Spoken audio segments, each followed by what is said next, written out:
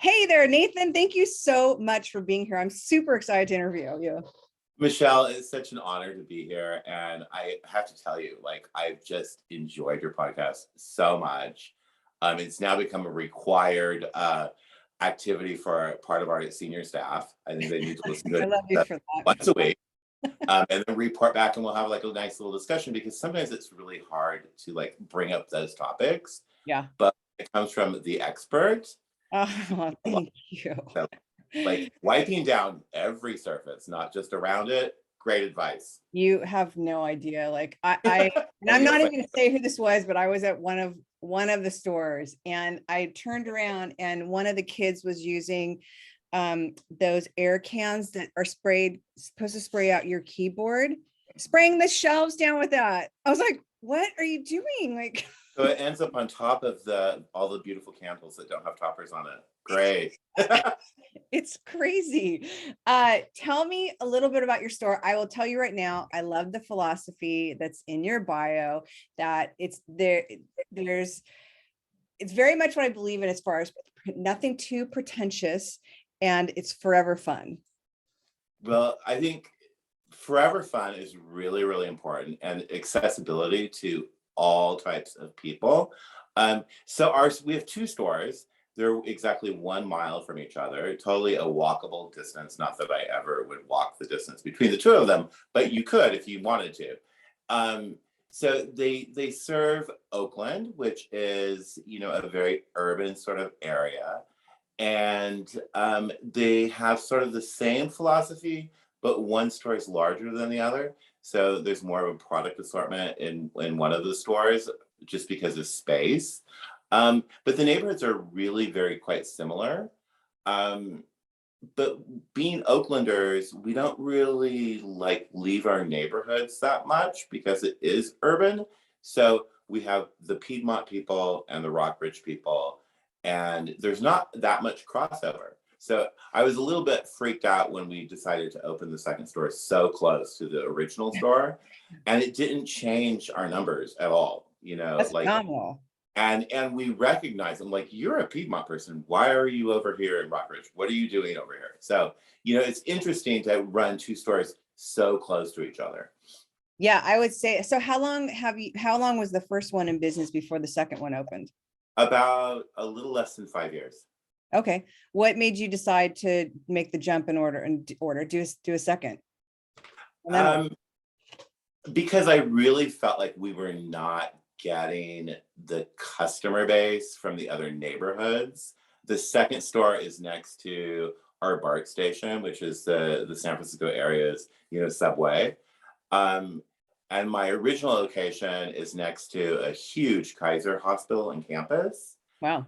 So they're both spectacular locations. And originally, either location would have been at the top of my list. So when the second location became available, we jumped on it. I mean, it took about a year to finalize it, but it has been totally worth it. It's like, you catch that, not so much with COVID, but we would catch all of those commuters in the mornings and in the evenings. Wow. It's also a destination on the weekends because of restaurants. So both location, like my original location, is way busier during the week because of the huge Kaiser campus, and then our Rockbridge location is really busy on the weekends. So I'm really fortunate in that I complain about lots of things, but I never complain about my foot traffic. Like, I have exceptional foot traffic. That's phenomenal. So tell me, how did you start? Were you always in retail? Like, how did you start out deciding to own a store? Well, I thought you might ask me that question, and I started thinking about my childhood.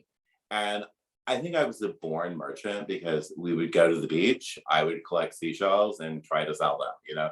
We'd go to the forest, I'd collect pine cones, and like old grandparent types would stop by and think I was cute, and they'd give me a quarter for a pine cone, right? Which they probably threw down 2 seconds later. But I was always trying to sell something to someone. So I trained in graphic design and really wanted to pursue that with a career in advertising, which I did out of college. And then it really kind of burnt me out at a really young age because it's really stressful in the agency environment. So I went to work in-house for an importer and product designer. And I was responsible for marketing and collateral and packaging and things like that. And then I did that for a number of years. And then one day, my boss, who was also one of the founders of the company, came to me. He's like, "How would you feel about doing product?" I was like, "Yeah, I would be interested in doing product." He's like, "Great, because I just bought you a ticket to Hong Kong." I was like, That's kind of dreamy. "Okay." He's like, "You have a passport, right?" I was like, "Yeah, I have a passport." And so, like, within a week, I was on an airplane going to Hong Kong, had no clue what I was doing. He was with me, but he just sort of, it was a small company. He threw me in a factory environment. He That's said, "Okay, amazing. make cute stuff." And that's what I did. What did you, okay, now I got out. Like, what did you make? Like off the top of your Well, head? the company focused primarily on small accessories and watches. So that's what I started with. I was doing a little bit of jewelry. I was doing lots of watch designs. The company, I was really fortunate at such a young age to be given national retailers. So I was doing all private label things, really not having a lot of information to work with, but just intuition. So my largest customer that I developed for was Target stores, which Ooh, they're really brilliant. As far as I'm concerned, product wise, and staying on trend. And um, so I was back and forth to Minneapolis and developing all of their in-house brands, and had this great success doing it. And it was really, really fun. And as a corporation, Target really sort of fostered my they enjoyed the creativity. They liked the freshness that it was raw. I wasn't necessarily going by numbers, and it was intuition. yeah. And so they ate that up with a spoon. Yeah. And No doubt. I ate them up with a spoon too, because they were so kind and so great to work with. Well, Target's like, I mean, I don't know if you heard the Sarah and Jane interview yet.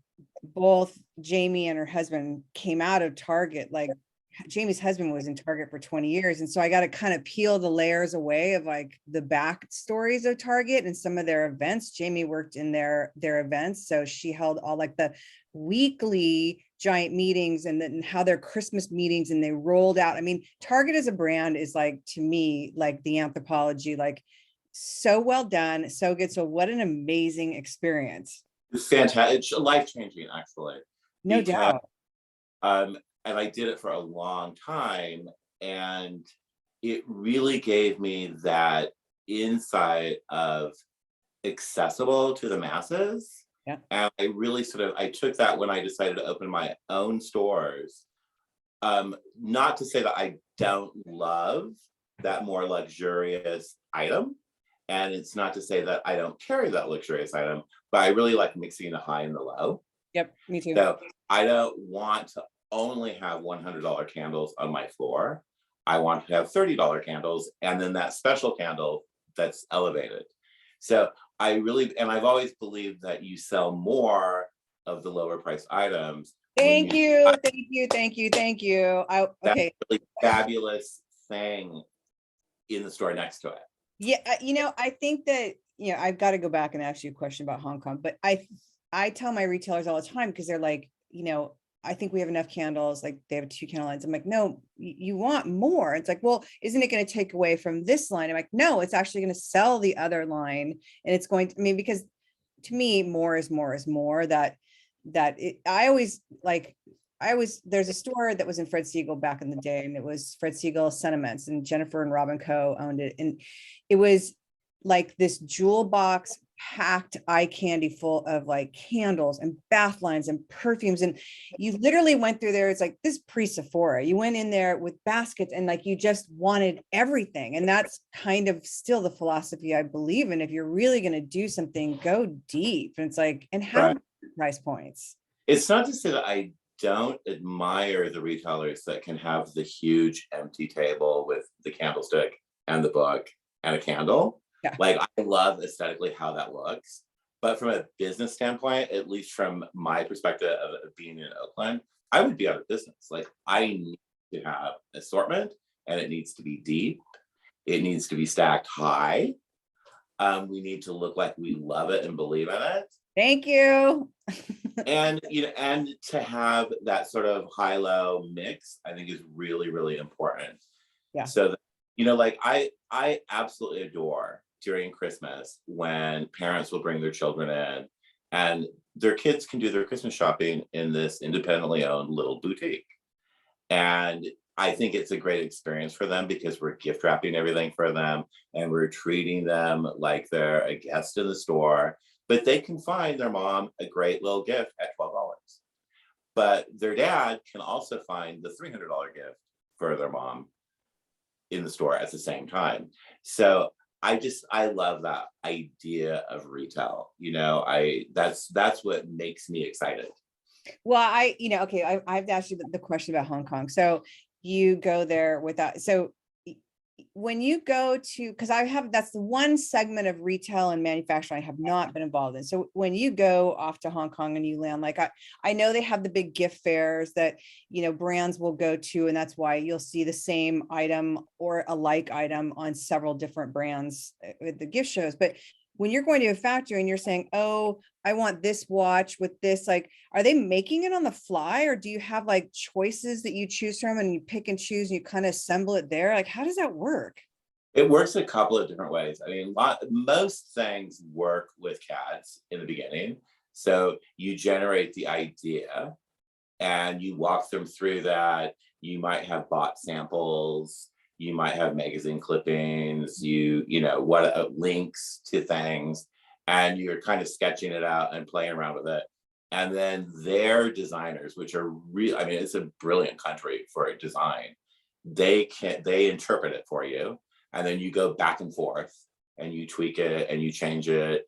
And when it finally gets like totally perfect, then you pull the trigger and you make a sample of it.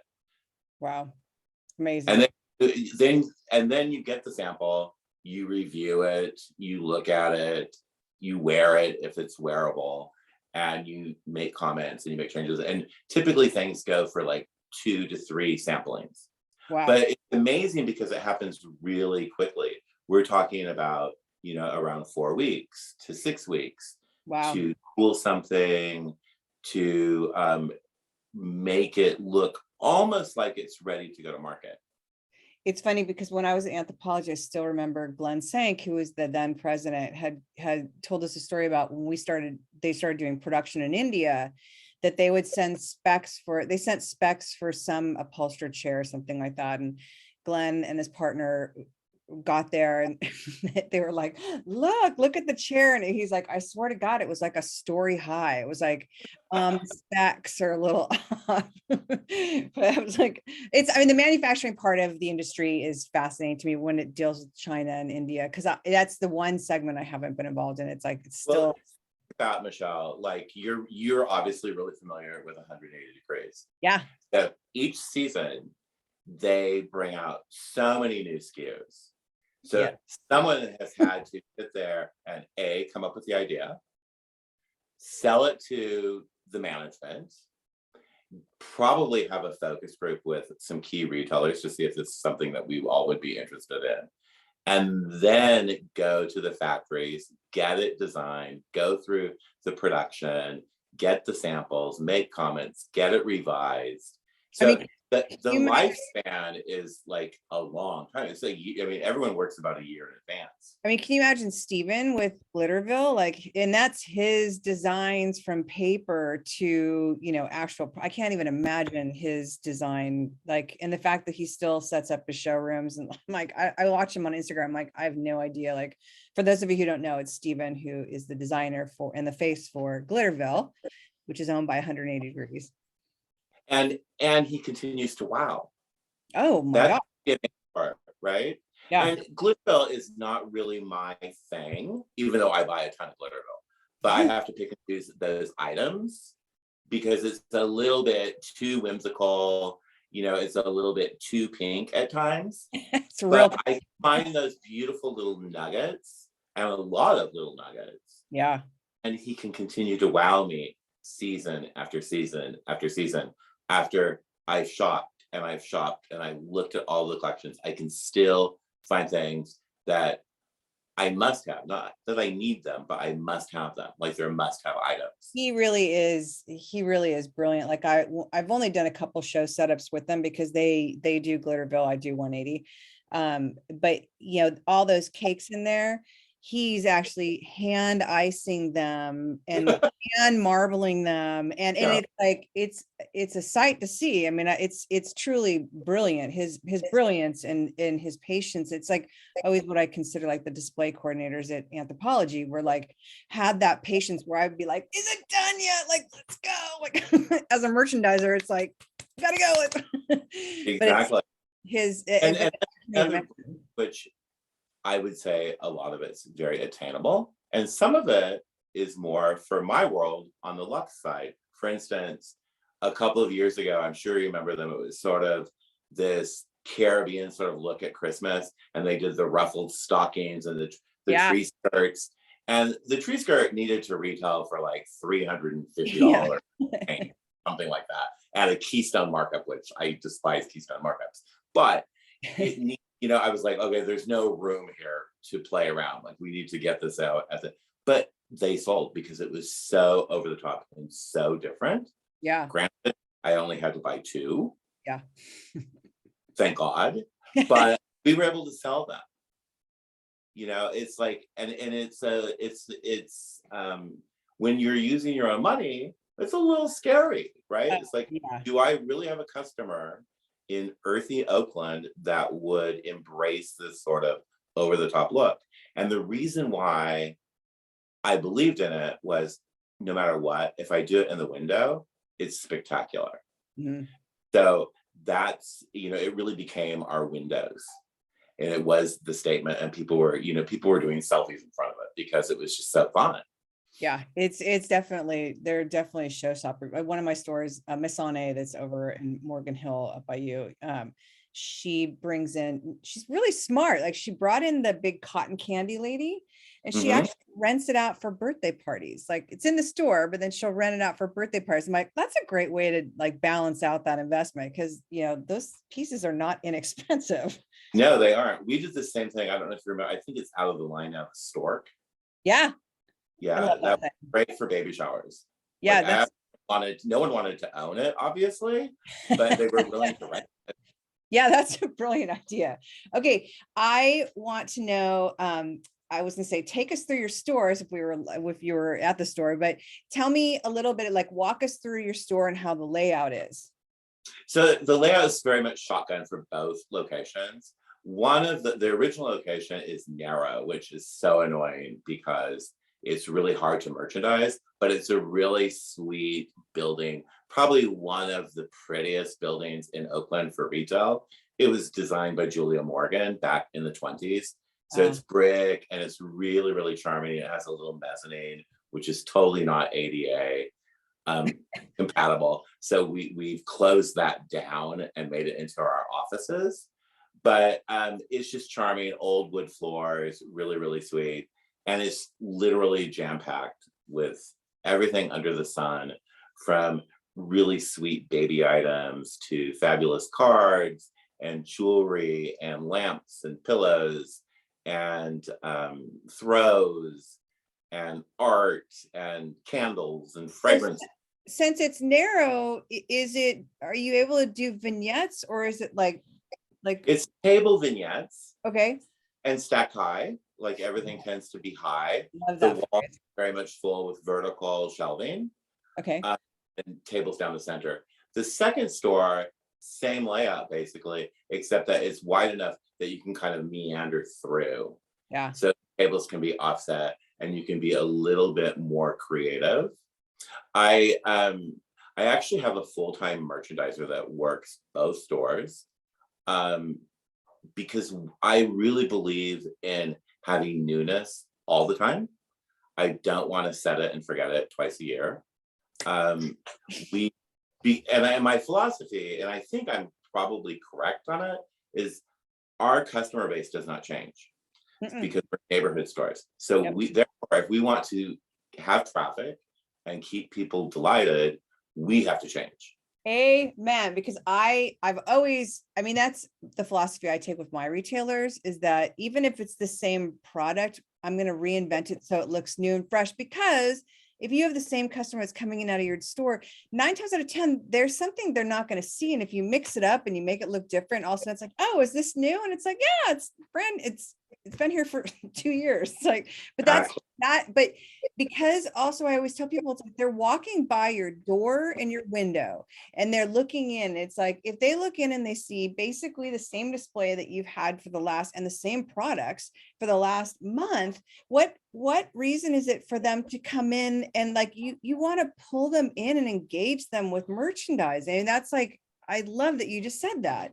And the window, that is key. You have to keep those windows clean. Our windows are washed once a week professionally. And you have to keep those displays fresh. I don't necessarily think they need to be constantly elaborate. You know, we have a couple of seasons that they do get really kind of intense. But for the day-to-day, like, I mean, keep fresh news stories in there. I mean, my goal is always to change them at least around every 3 weeks. Okay. In reality, it becomes every 3.5 to 4 weeks. But that's important. It's like to keep those windows fresh with compelling products. And also don't be afraid to stick something that you're stuck with that no one is like interested in the window and create a story around it.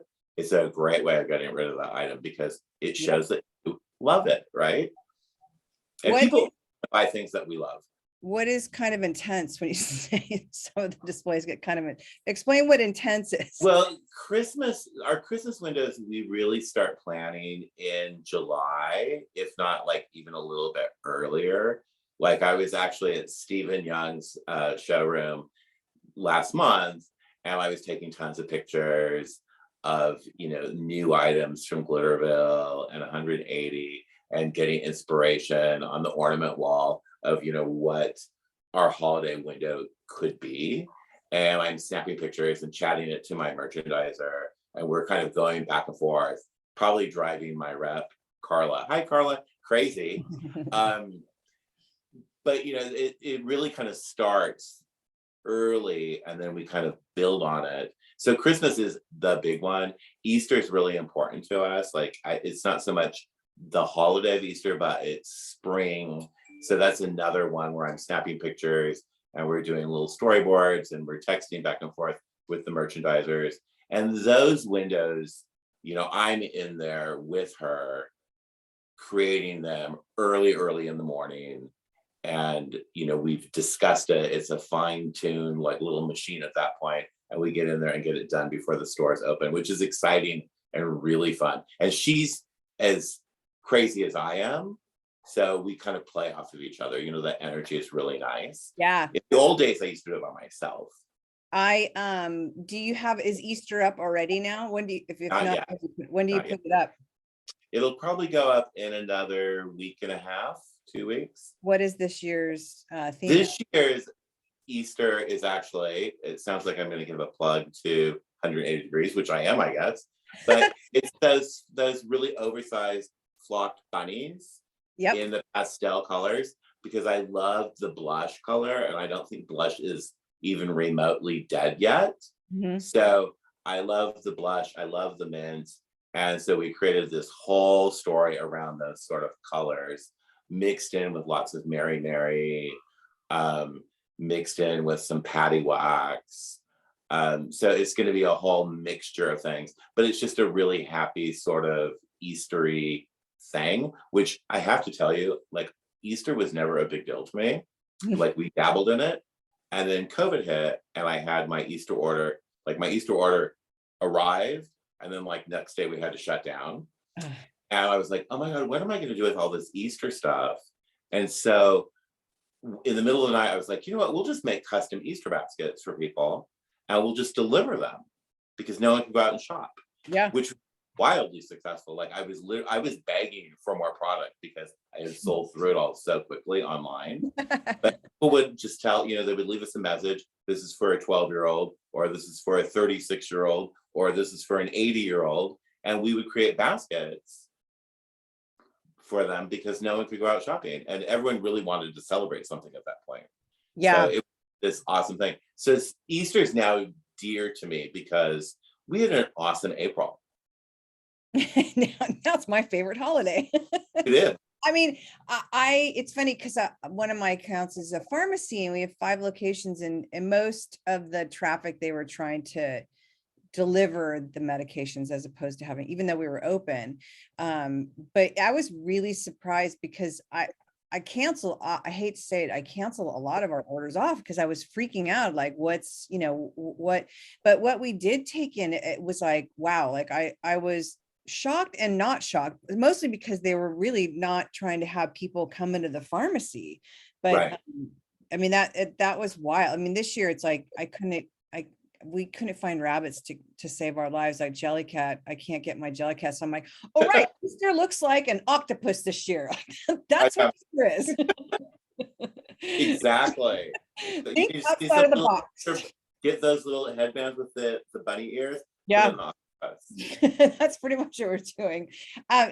Tell me about some of the brands that you sell and some of the departments that you sell. So I also thought you might ask me this question, but I started thinking about You've heard a couple what of are interviews. my favorite brands that were kind of surprises to me. Like, I love brands that I'm a little bit reluctant to bring in, and then they surprise me, and then I'm constantly chasing for new product, more product. So one of the things I absolutely adore in our kitchen area are geometry towels. They're really fantastic. They're microfiber, and the design of them is spectacular. Like the colors, the graphics, they don't have funny sayings on them. They're just designy and gorgeous. And I think they retail for like $20 per towel, and they're just amazing. And I love them, and we just buy stacks of them every month. And we're just constantly changing graphics. I also love them because they wear really well. And you know how a kitchen towel, like sometimes they're like, oh yeah, you just need to wash it. Well, it's still not your favorite towel after it's been washed 10 times. Yeah. These one washing, and they're your go-to towel, like you love them. Coco Chocolatier, I love, which is this beautiful line from Europe of chocolates. We have the most beautiful things coming in for Easter, like little tiny egg crates with chocolate eggs in them and chocolate bars. And we do a big business with them for Valentine's Day and for Christmas. One of my favorite items from them at Christmas was the frankincense and myrrh chocolate, which is like really pretty. And because I used to be a package designer, like packaging is really important to me. And the packaging is so gorgeous. I love meandering through and cherry picking things from Sir Madam, because they really have such a great eye for these sort of nostalgic items. Like I love their cookie cutters because they're the shapes of like blue ribbons, and they're just different and fun and not your ordinary thing.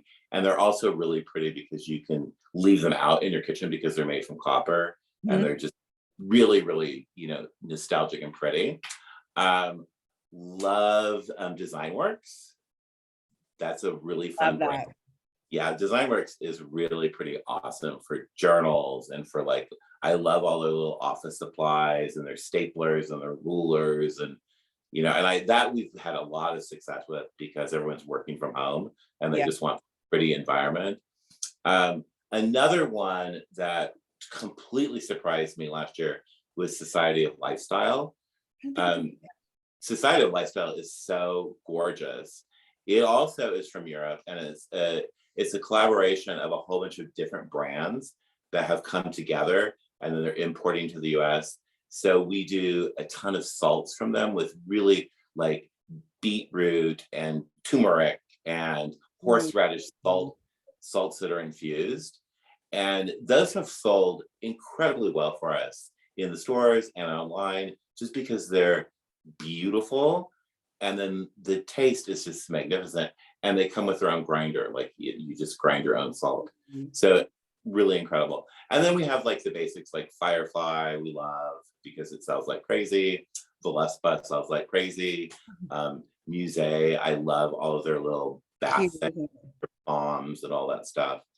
So those are some of my favorite ones. So yours, it sound like obviously you have a tabletop department. Do you have a pantry where you're doing food? So is it set up as like a food area, or is it kind of No, burst we, through concept? we have a kitchen area, which is like mortars and pestle. Like I like things that are usable. Like I don't like the word tabletop because it reminds me of like the way my mom would do things, where it was like this big, thing on her table that she never used. Like Yeah. I want beautiful things in the store that people can use. So we do lots of really beautiful mortars and pestles, napkins, napkin rings, cheese sets, cutting boards, tons of cookbooks. So we mix all of the pantry items in with that. So it's in like vignettes. Mhm. We'll also take like the blue cheese from Jellycat and the brie from Jellycat, and we'll put it on a cheese board. And I think that's so cute. it is cute. And the other thing, like last year or early this year, we did all of the vegetables from Jellycat, and they were totally merchandised in the kitchen area in big market baskets.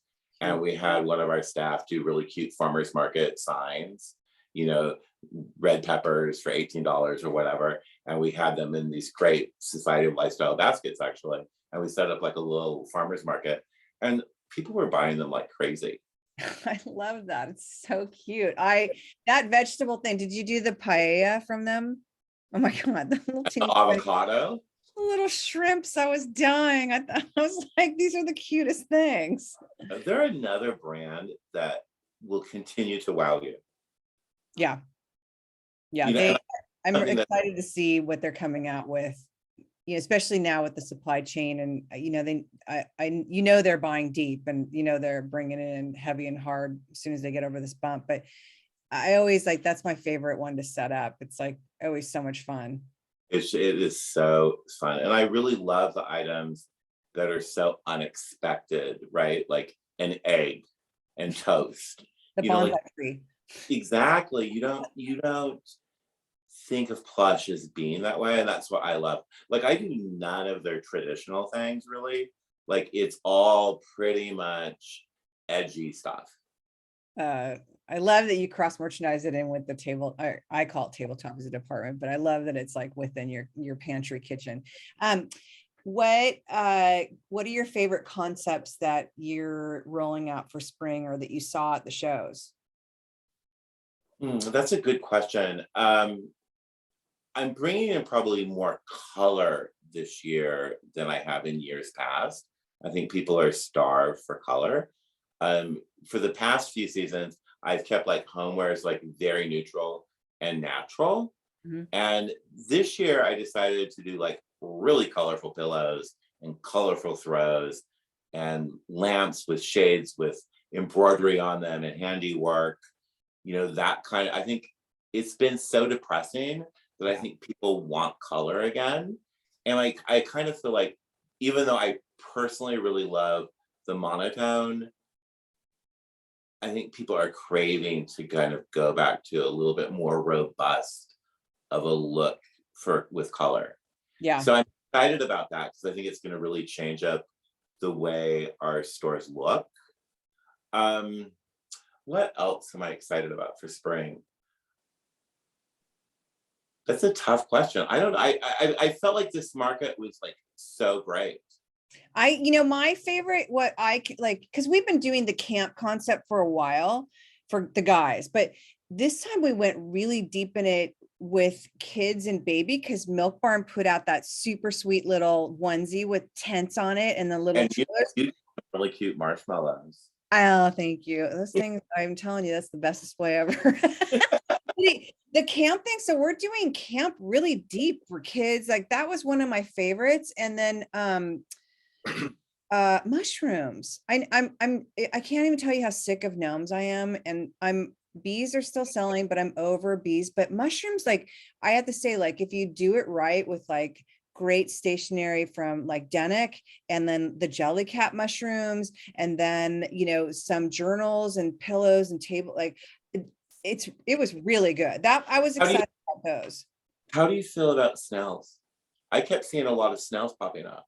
I saw some, the Jellycat ones I saw, and then I didn't really see a ton more. I think also because my philosophy is when I do a show, I'll walk the show the first day and not write anything, or try not to write anything.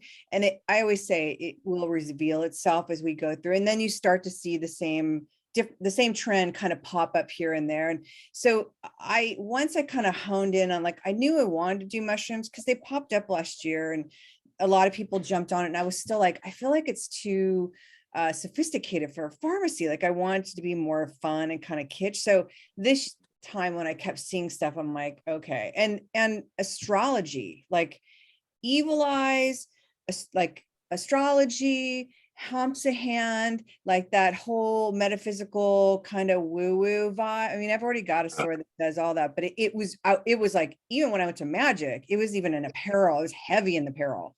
Right. Well, I think astrological is so great. Like, we carry a line from Australia of astrological candles. Mm-hmm. Retail for, excuse me, I think $60. But the inside of the packaging it's called Dan 300. The inside of the packaging is all about your stars and your traits, and so the packaging is not throwaway. Like, you can take it, refold it, and then you've got this little reminder about your sign, which really makes a pretty gift. So I think astrology and anything related back to that with stars and celestial is, I think it's a classic. Like, I think you have to, at least for up here, because we're kind of into that sort of airy fairy, I call it. I'm into the woo-woo. Yeah, exactly. So we always have that in our stores, a little bit of that kind of mix up. But I like that there's like traditional products, like a candle, that relate back to it, or a journal, or that kind of product where it's not just giving like a little book, or I mean, Fringe, those little astrological sign jewelry boxes. Mm-hmm. We order piles of them, and why they discontinue them, I do not know.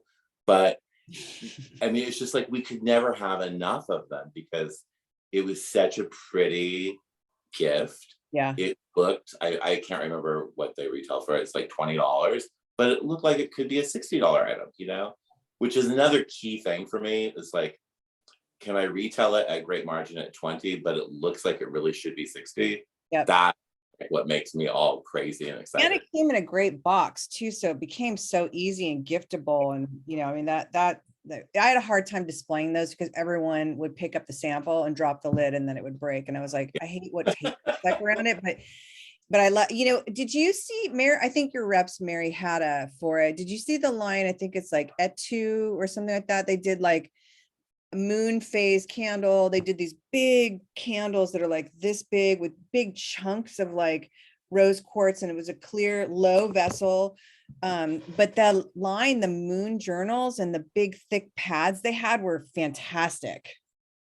That sounds really cool. I did not see that, but it sounds really gorgeous. It was, I love how this has become like the product chat. Hey, we're retailers, right? I know. It's okay. I love being able to talk to people about products, especially the vast amounts of different brands that you sound like you sell. Do both locations, do you carry the same lines, or I know you said you were able to kind of expand on more, but do you carry the same lines and then you just get to expand on the however many different SKUs you can bring in from that? The core lines are the same, they're identical, but both stores will kind of mix it up. The bigger store, obviously, more we will mix up, or I can go deeper into things. Like I really love Merci. I love their garments, and they do really well for us because it's sort of unexpected. They don't expect us to have a pool wrap or a bucket hat, and their season this time was out of this world, fantastic looking product. But I'll only carry that at the bigger store because we can actually display it. So I'm not afraid to kind of mix that sort of stuff in. The other thing that I found this season, which was really fun, was a line from Australia of men's swim trunks. So that Actually, I'll go back to your previous question about what excites me for spring. It's the men's swim trunks, because we've never done men's apparel. And these swim trunks are so cute, and it's such a really great price. So that's going to be our whole window. And we've kind of done up like awning stripes in different colors. And we found these great towels that totally repel sand, and they come in a little pouch.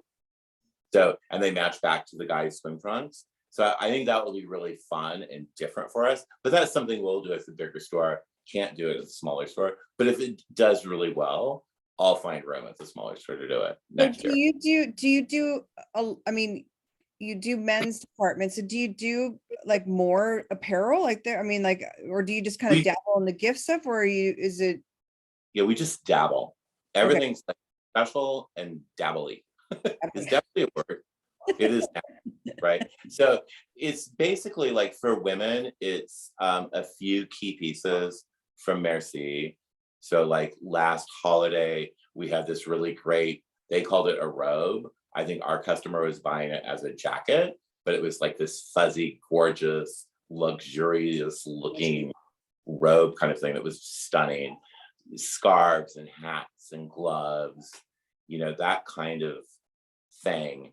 We'll do a few shawls, but it's like maybe, I don't know, less than 12 pieces in the collection. And we just kind of have it on a rack, and we dress the mannequin. We kind of change the mannequin out once a week because we don't only have room for one mannequin that we can dress. How with swim trunks, they're obviously going to be elastic waist. How are you going to handle the fitting part of it? We're not.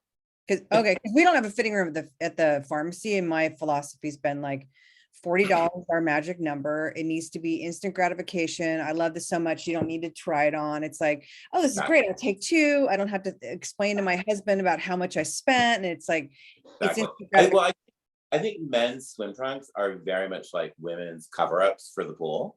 It's like, what your size you're going to wear, and you can kind of hold them up and go, yeah, I'm a 32 or I'm a 36. And most women that are buying it for the guy, they know as well, because it's basically, it's one size fits all, but only four choices. So so it's an easy. I love that SML thing, XL. It's like much easier than when it comes to fitted sizes. Are you on your store floors all the time? Are you, do you go back and forth between the two of them? Do you just kind of pop in, or what's your philosophy on being in your stores? It really depends on the season. During the holiday season, I'm in the stores a lot, on the floor. There's nothing that makes me happier than to spend a Saturday in the store gift wrapping for people. Like, I love that. I sometimes think that I might hinder business a lot, because we've been around for so long that we know so many people. And, that baby that was born 16 years ago when we had our first store is now graduated from high school. And it's hard to not get caught up in that. Yeah. When I'm on the floor, I might distract a little bit from people coming in to shop. So I've decided it's not really beneficial. So I kind of do it when I want to do it, which I really love the weekends because they're busy. I still, after all of these years, just absolutely adore wrapping a gift for someone. I love to just make it really, really special and to present it to them. Like, to me, that's the magic part of being a shopkeeper. But I have a really fantastic staff that has, surprisingly, they've stuck with me. I have a couple of people that have been with me for 10 years. Wow, that's amazing. It speaks volumes. A few over 5 years. So, that's really kind of, it's really amazing, actually, to be able to have such a dependable staff that I really feel like they have my back. They really love the store. We're a little family, and going through COVID, we got even closer because we were communicating nearly every single day. We kept two people one at each location on staff all the way through the closure, so that we could do, doorstep and fill web orders and all of that. So I think it made us tighter. Mhm. And then with the reopening, it's like everyone's covering for each other because it's like, oh my God, I've been exposed and I need to get a Or test. So, what is your philosophy on being a boss? if you love people, then being a boss is easy. And I really do love people. I believe in people. The people that I get along best with and the people that are most successful in our company are self-starters.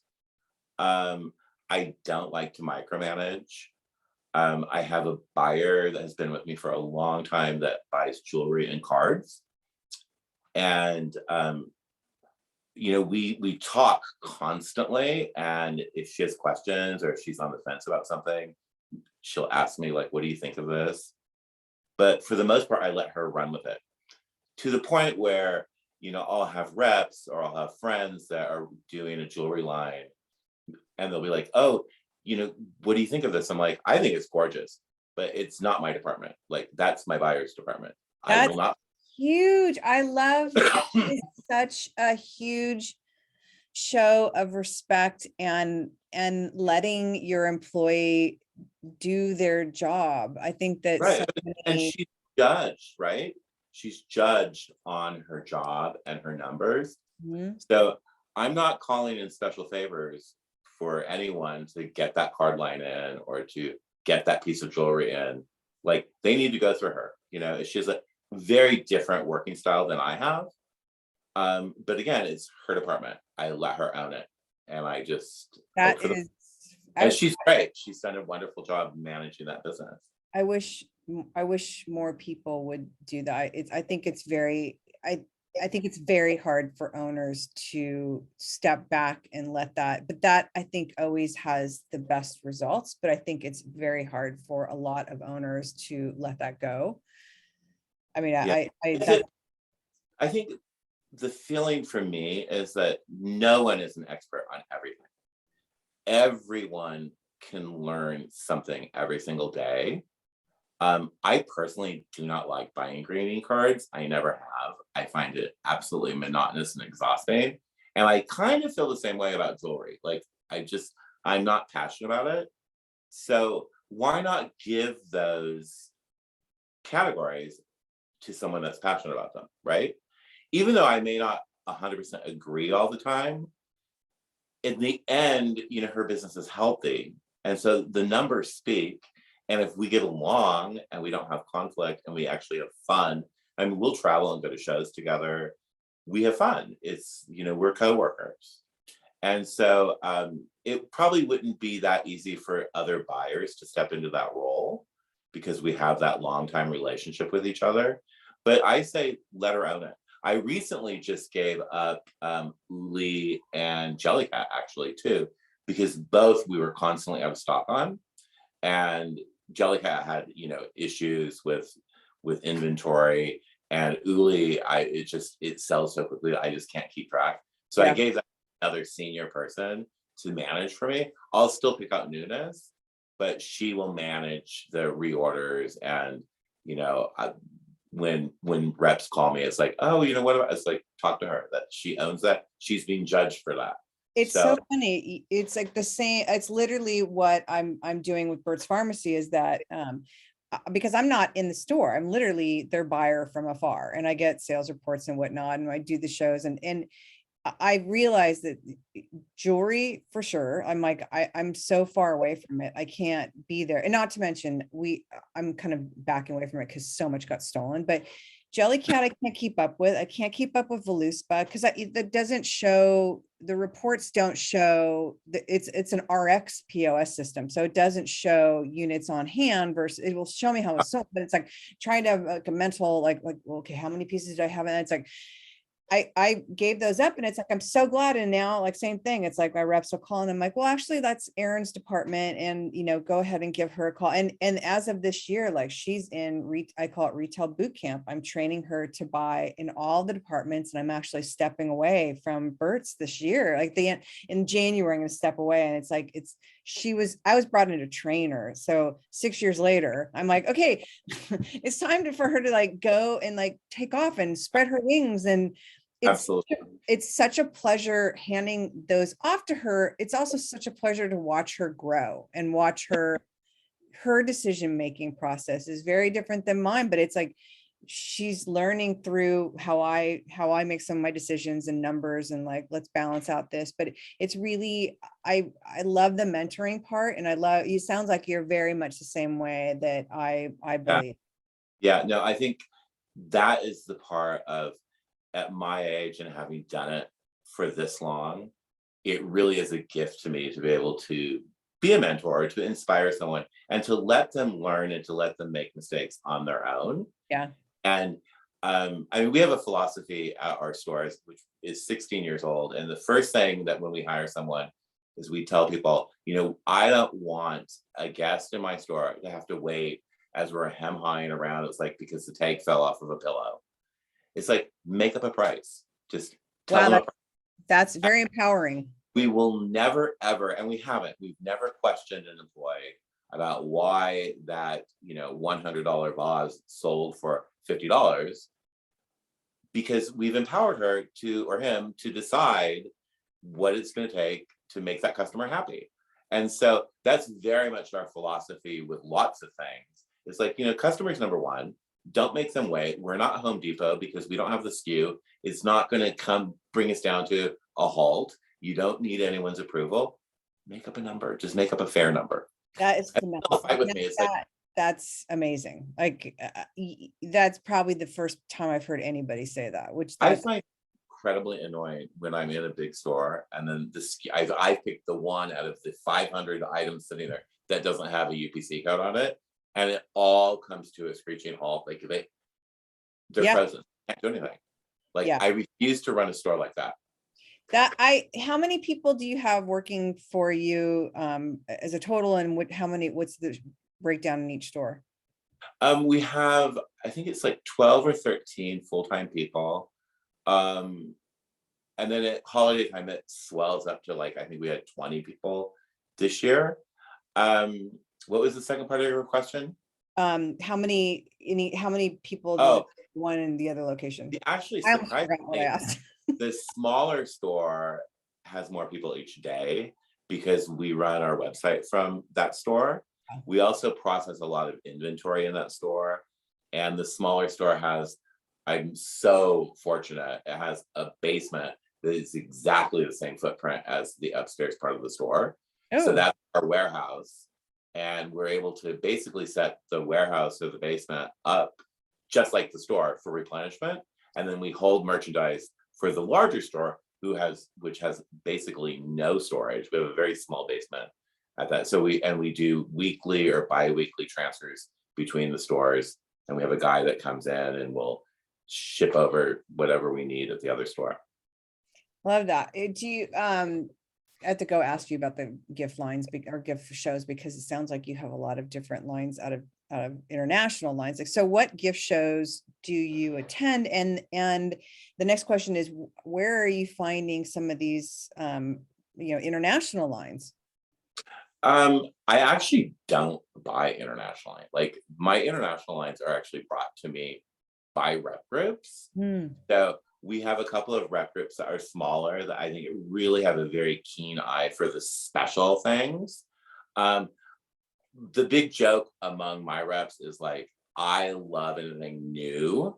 And so lots of times they'll be like, oh my God, I have this great new line. I'm like, oh yeah, I love that line. I had it last year, because I'll go to New York, you know, and I'll find it at New York Now or Shop Object. My like the show that I get the most work done is Las Vegas. It's really, really easy, and there's so much there to be able to go see. I work completely by appointments. I still love going to New York. I actually, I'm kind of embarrassed to say, but last year was my first year of going to Shop Object, which I loved. I still haven't been. Oh, it's so you of all people. Dying.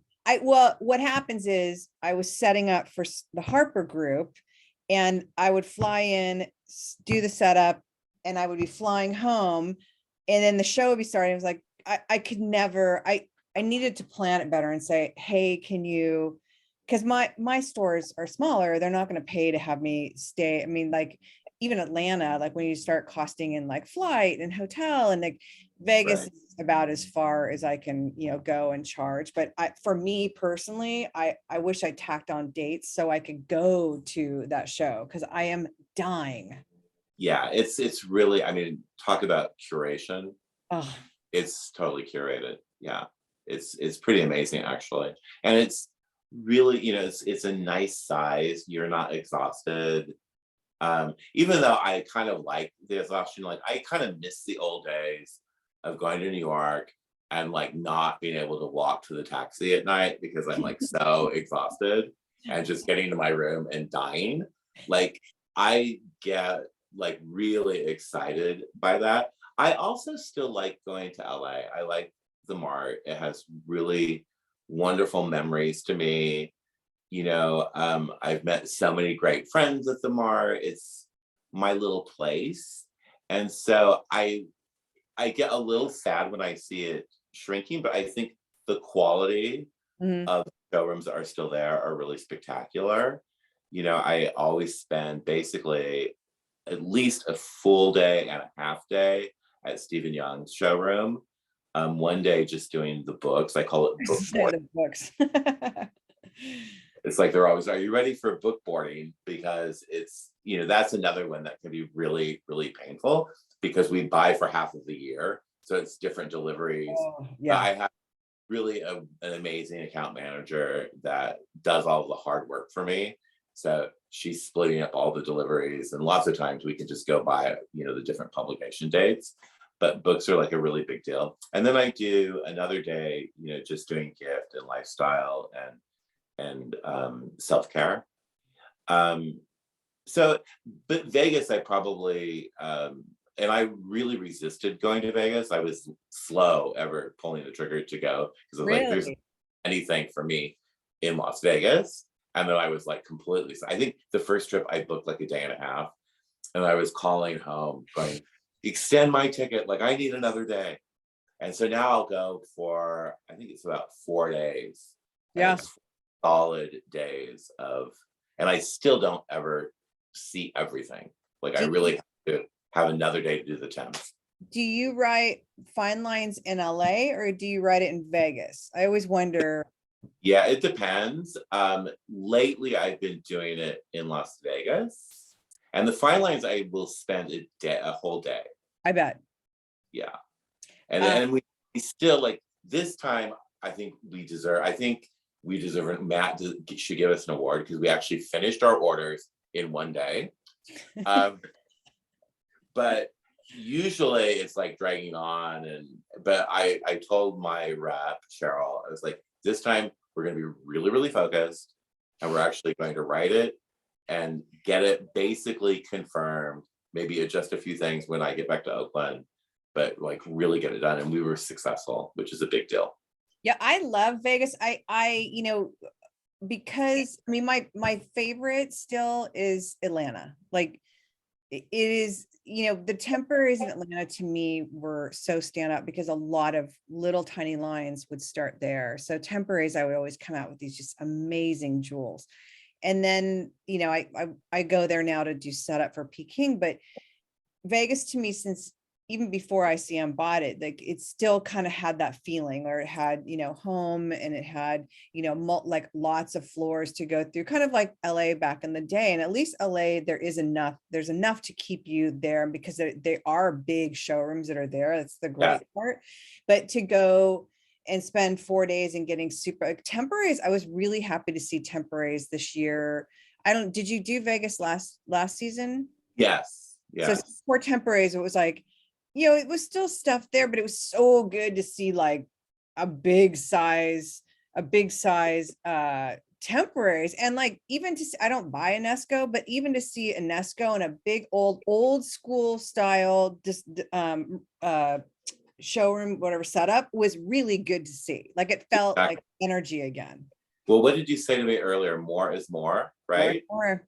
And it's like, that energy of when there is plenty to choose from. It's Yeah. like somehow I can stretch my budget. My open to buy can always be stretched if it's something really fantastic.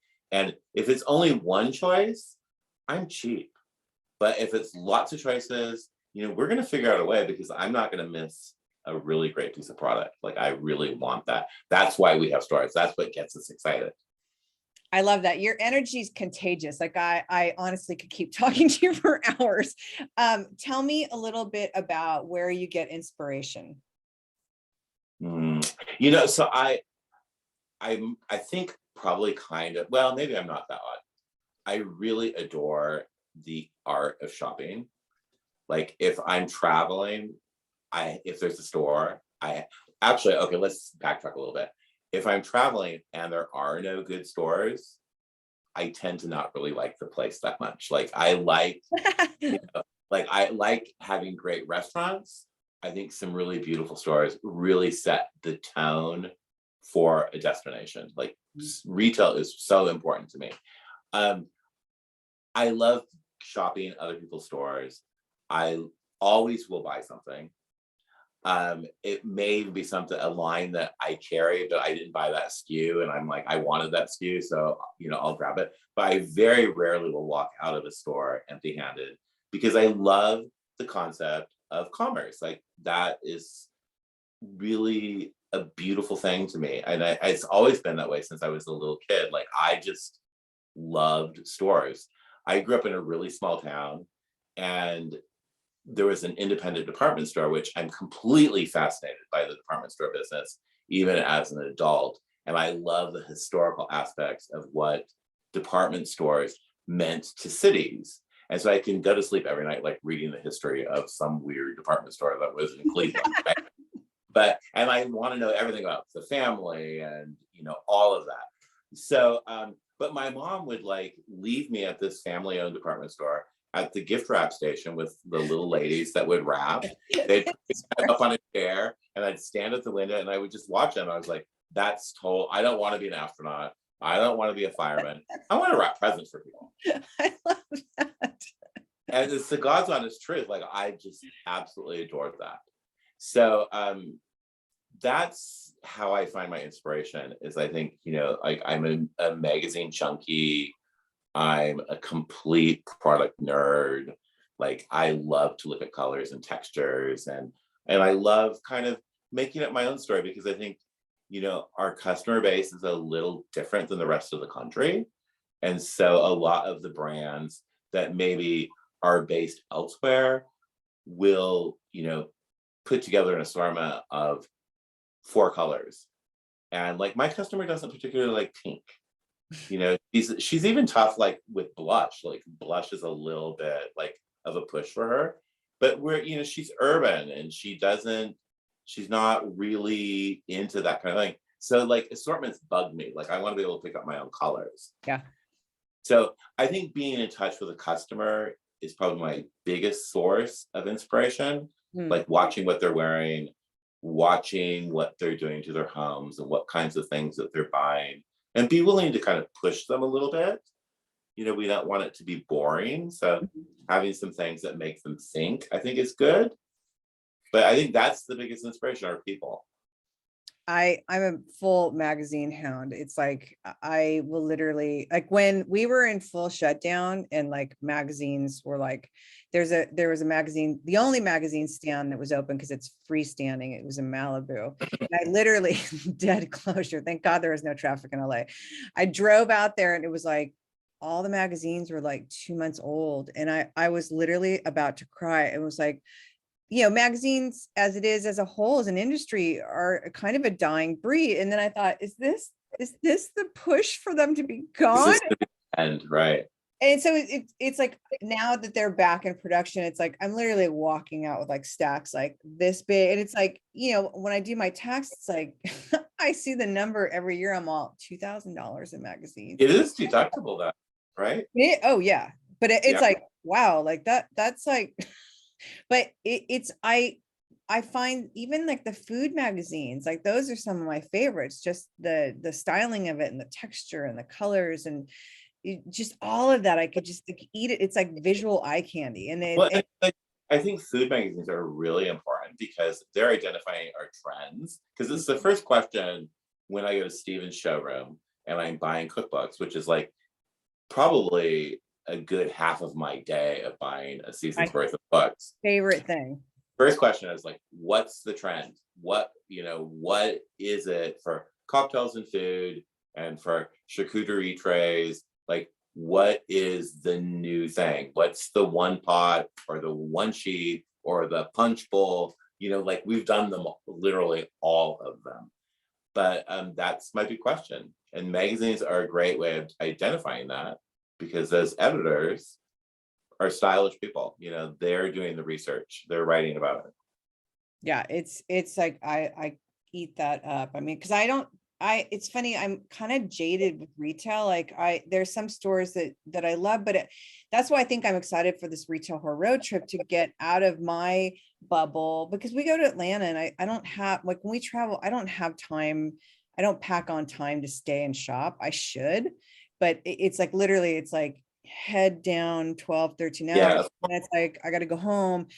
But I miss, like, Atlanta has some amazing stores. Even going up to Morgan Hill, I'm like, why aren't I renting a car and driving up into the city? And like, so I'm excited for this new chapter with the podcast, where we're now to be able to get out and see some, like, we're going to come to you for sure. I can't wait to see like Daisy's Mercantile up in that, but there's absolutely so much good retail. And it's like, I need to get out and get inspired again with like being out. Cause I'm not going to lie, I get a little jaded. Well, and I think we as retailers do as well, because we don't get to go to stores nearly as much as we probably should. Yeah. And what we do when we're shopping is we're going to perfectly curated showrooms. Not all of them, but a lot of them are beautiful, right? So it's very inspirational. But it's like going to a model home. Like, you're not really going to be able to live like that. Like, it's not really going to look like that way when it gets to my store. Yeah. Because you're going to have like 5,000 other things piled up next to it. So it's fun to be able to go and see someone else's baby and look at the way they've creatively put it together. So it is important to do that kind of research, I think. Yeah, well, I'm going to be definitely doing it. I'm going to ask you last two questions. How do you find balance?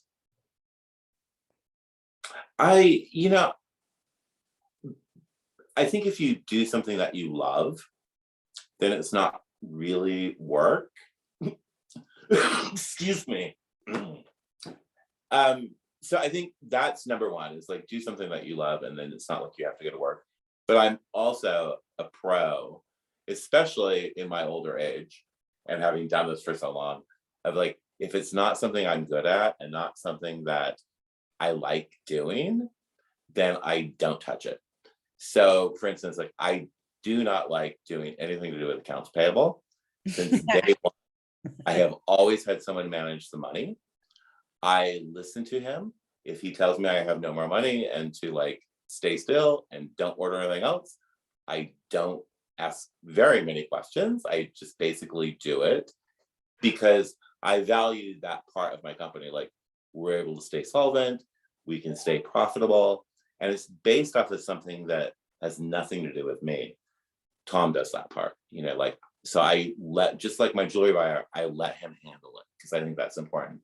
And then I think that you have to be able to have just some downtime. And I'm really good at just vegging and just turning the phone off and doing something that I enjoy. I have 4 dogs. I have a little house that's an escape for me out in the country in the redwoods. And so I love to like build a little fire, and I can really just turn it off and really not think about the store. But lots of times I'm still working, like I'll be listening to your podcast, or I'll be reading a magazine and be inspired by something. But it's still just time away, and it's time to relax. God, that sounds dreamy. What kind of dogs do you have? They're all little rescue guys. Most Too. of them have Chihuahua in them. Yep. Some of them have some poodle in them, some Pekingese. They're all crazy little guys, but they're all guys that just needed a home. They needed a family. And so it's like really a great way of just disconnecting from everything and focusing on them and their well-being and watching them thrive. Yeah. They're very much like little businesses, like you just have to kind of nurture them and be patient and watch them grow. I have small dogs also that are also barkers. So You I hear like, them out well, I can hear yours. Mine, my husband must be with them because they're quiet, because it's like, you'll hear it in the podcast. And you know, I said to when I was interviewing yesterday, Yenny, and it's like I said, there's been podcasts where I'm looking at the guests, this is before we're on video, and I'm like, just a minute. And I'm opening the side door and I've got a spray bottle of water. I'm like spraying them, make them Now, stop. And then I close the door quietly. what kind of dogs do you have? Peanut is a puggle and Mouse is a chug, which is a Chihuahua puggle. So they're both very small, get off my lawn's dog. And it's like, I've always had big dogs. Like I've always had pit bulls and boxers. And when I got divorced, you know, my now husband, when we started dating and I was moving in, he's like, I know you love big dogs, but you know, we can't rent a place and have a big dog because of the liability laws. And I was like, so we ended up with Peanut was the first one, and she literally chose him, and I had no connection to her for almost 6 months. And it was really sad. The reason why we got a dog was for me. And then do you know Emily from she works for Fine Lines, or she's one of the reps in one of the lines in Fine Lines, and she and Mara called me and said, we have a little dog, she needs to get it out of her friend's house, the dog's being abused. And so Mara's like, please take the dog and you just foster it. We'll find it a home. So I'm like, okay. And I talked to my husband and he's like, all right, it's just foster, right? I'm like, yes, it's just, and honest to God, like I'm now trying to give her away, and I'm having a conversation with my friend who was in my operations director, and I'm talking to him like, she's really sweet. And he's like, you really sound like you're kind of attached to her. I'm like, no, I have to give her away. Like, you really sound like you're attached to her. And I finally, like a couple days before Valentine's Day, I was like sobbing. I'm like, I can't give her away. Like and he's like, my husband's like, I just need a couple days, please, just to process this. Cause we have Peanut. We really were supposed to.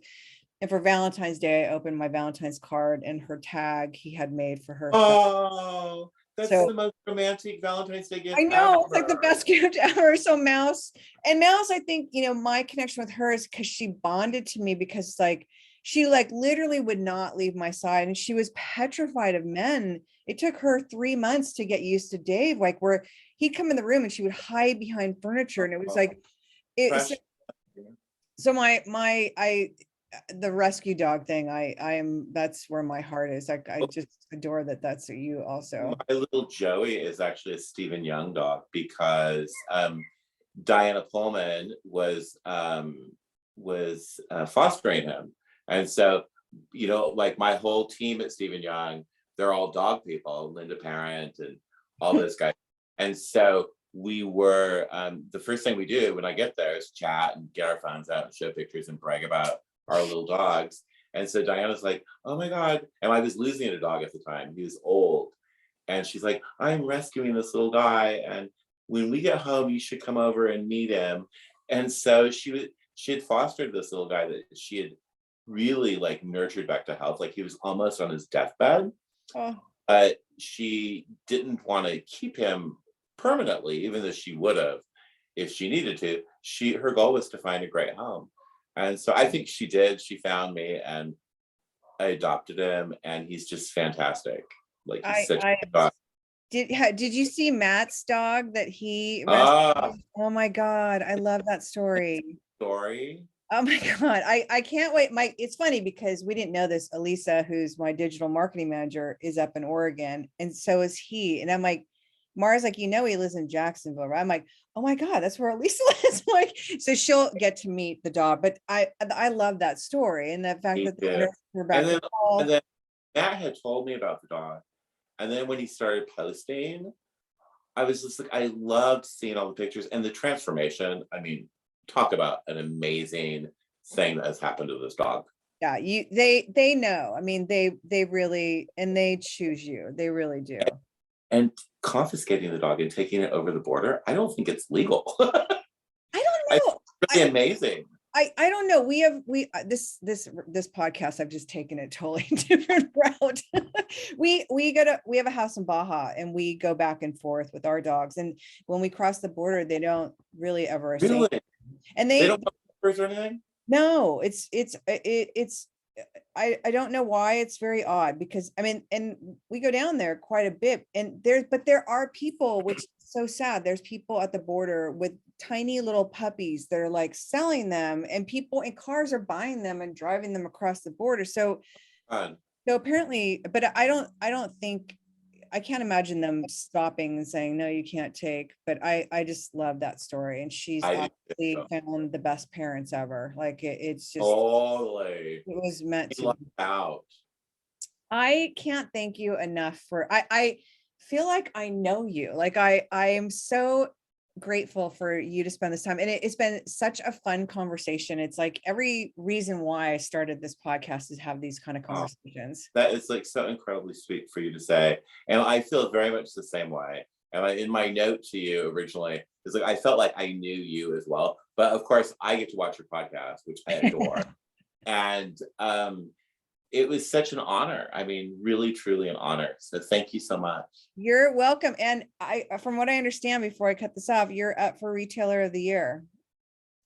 Apparently so. I have to do a little bit of homework on that. But yes. I'm really excited for you. Congratulations. Even just that nomination is giant. So I'm going to leave it with that. Congratulations. Thank you, Michelle.